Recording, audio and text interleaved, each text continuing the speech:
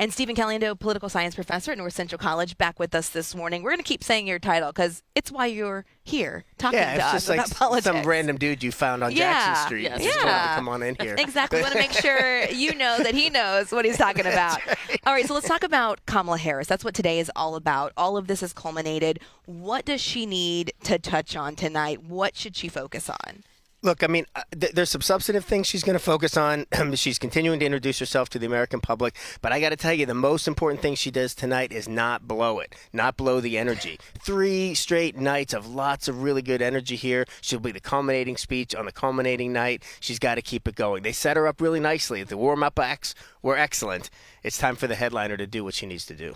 Well, speaking of warm-up acts, Oprah Winfrey made a surprise speech last night, and she rallied the crowd to keep moving forward. Let's listen.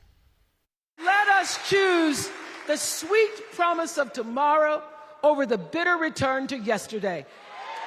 We won't go back. We won't be set back, pushed back, bullied back, kicked back. We're not going back. Oprah rarely gets into politics, so what kind of impact do you think, Stephen, that her speech and her appearance there might have? Yeah, just the fact that she came at all and that she was willing to sort of show.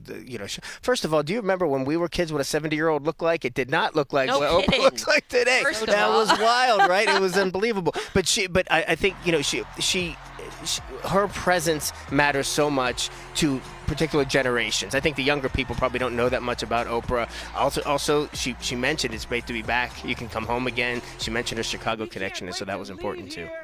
And let's move on to former President Bill Clinton. He had a very lengthy speech. He had some zingers about former President Trump, and he also talked about himself. So let's listen to that. He's about me, myself, and I. So the next time you hear him, don't count the lies. Count the eyes. So it turns out he rewrote his speech after hearing some of the speeches and all the energy and enthusiasm the nights before. All right, what do we think about this and what impact this could have on a really big week here? Yeah, that was, and that quote was just one of the ones that stood out to me Yeah, too. me too. That's going to be that was kind of Johnny Cochran-esque, really concise sort of thing. There's a nostalgia about a lot of former Democratic leaders, particularly Bill Clinton, in this arena, and so he as you see here, he got a very warm welcome. A lot of folks are excited that he came.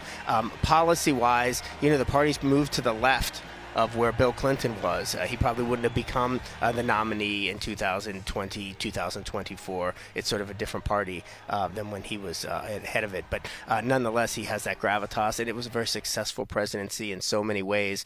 We remember the scandals, but we also remember a lot of economic prosperity in those times.